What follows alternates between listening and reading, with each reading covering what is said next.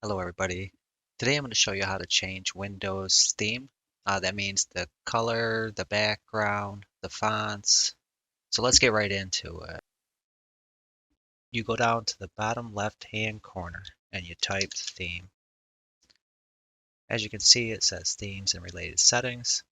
So from here it'll let you choose your background, your colors, your lock screen, your themes, your fonts, etc. I'm going to start with the background. Now you can choose a picture, a slideshow, or a solid color. I tend to just go with a solid color because it's easy on the eyes. So I select that. Now you go to the colors, and from here you can choose light theme or dark theme.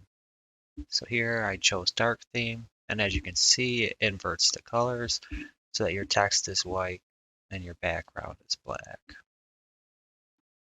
You can also choose your accent color. I chose blue.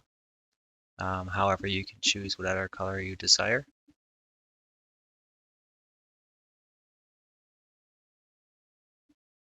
And from here, you can choose different fonts. If you like a specific font to read or is easier on the eyes, go ahead and hit that there. And that's all there is to it. Thanks for watching. See you soon. Peace.